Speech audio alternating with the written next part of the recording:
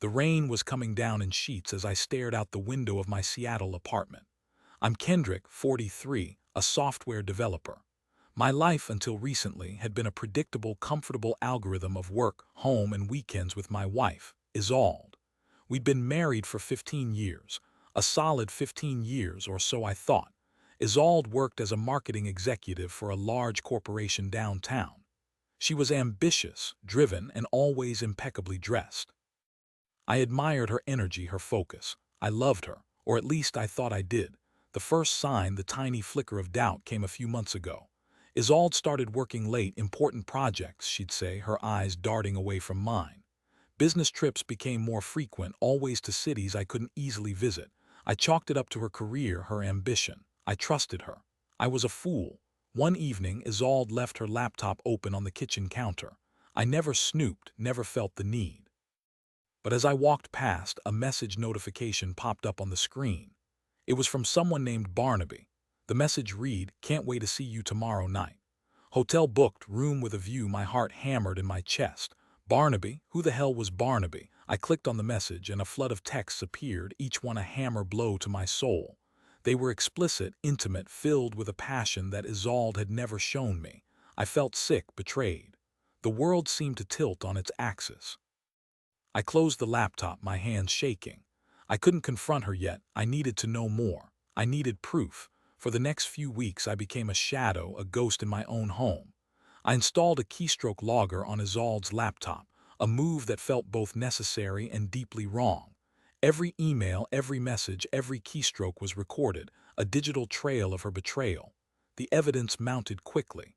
Barnaby was a colleague of Isolde's, a senior executive in her company.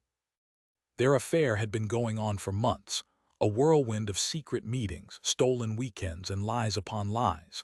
I discovered hotel reservations, flight confirmations, even photos of them together, laughing, holding hands, their faces radiant with a happiness that I had not seen on Isolde's face in years.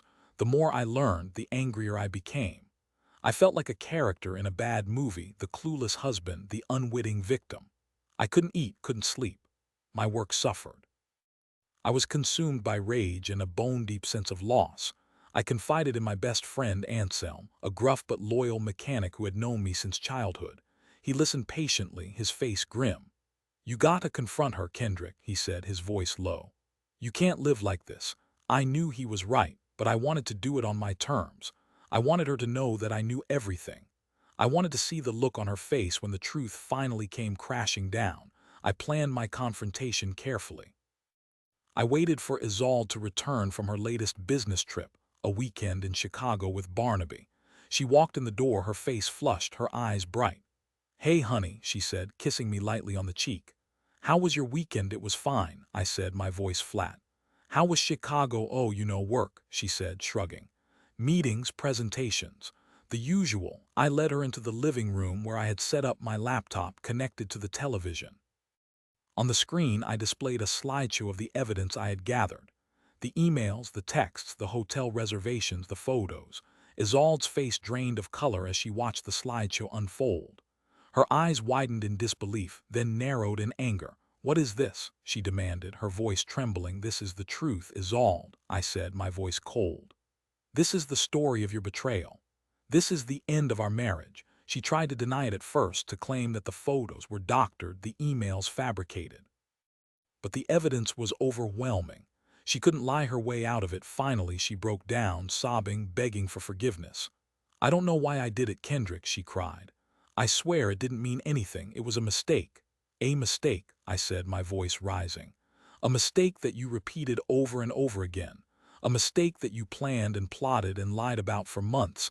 I couldn't forgive her. The trust was gone, shattered beyond repair. I told her to leave, to pack her things and get out of my life. She left that night, her face streaked with tears. I watched her go, feeling a strange mix of anger, sadness, and a hollow sense of relief. The divorce was swift and brutal. Isolde fought me every step of the way, trying to minimize her role in the breakup, to protect her reputation. But I had the evidence, and the truth prevailed. I learned later that Barnaby's wife, Constance, had also discovered the affair. She had filed for divorce as well, and Barnaby was now facing the consequences of his actions. both personally and professionally. I didn't take any satisfaction in their misery. I was too consumed by my own pain, my own loss. My life had been irrevocably changed, and I didn't know if I would ever be able to trust anyone again. I threw myself into my work, spending long hours at the office, trying to numb the pain with code and algorithms. I avoided social gatherings, afraid of seeing Isolde, afraid of facing the pitying glances of my friends and colleagues. One day, Anselm invited me to his garage. "I got something I want to show you," he said, his voice mysterious. I drove to his shop, a cluttered but welcoming space filled with the smell of oil and metal. Anselm led me to the back where he had been working on a classic car, a vintage Mustang. "I know you've been going through a tough time, Kendrick," he said. "I thought you could use a project, something to take your mind off things." The Mustang was a mess, rusted and battered, but I could see its potential. It was a challenge, a distraction, something tangible to focus on. I spent the next few months restoring the Mustang, working alongside Anselm, learning the intricacies of engines and transmissions and bodywork. It was hard work, but it was also therapeutic. With each bolt I tightened, each panel I smoothed, I felt a small measure of healing. One evening, as I was working on the Mustang, Anselm introduced me to a woman named Winona. She was a friend of his wife, a graphic designer with a sharp wit and a warm smile. Winona was different from Isolde in every way. She was down-to-earth, genuine, and unpretentious. She didn't care about status or ambition or corporate ladder climbing. She cared about art and music and good conversation. We started spending time together, going to concerts, visiting museums, taking long walks along the waterfront. I found myself laughing again, feeling a sense of lightness that I hadn't felt in years. Winona knew about my past, about Isolde's betrayal.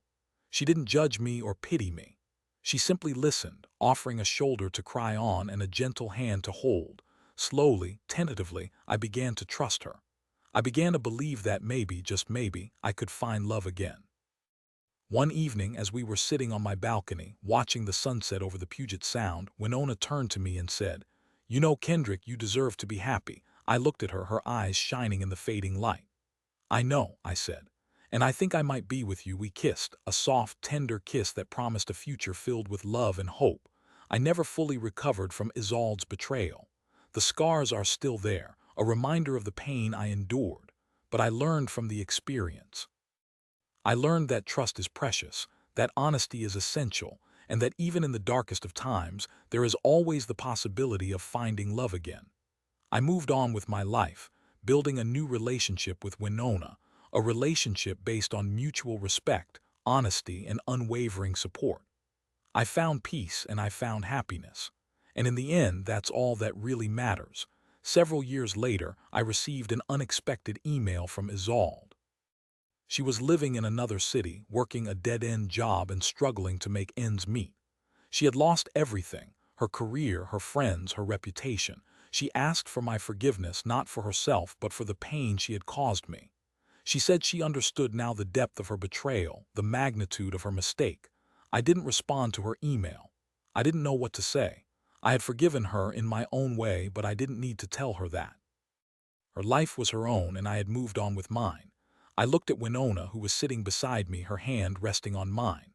I smiled, and she smiled back. I knew that I had made the right choice, that I had found my true happiness. And that was enough. To anyone reading this who has experienced betrayal, know that you are not alone. The pain is real, the anger is justified, and the road to recovery is long and difficult. But it is possible to heal, to forgive, and to find love again. Don't give up hope. Your happiness is waiting for you, just around the corner.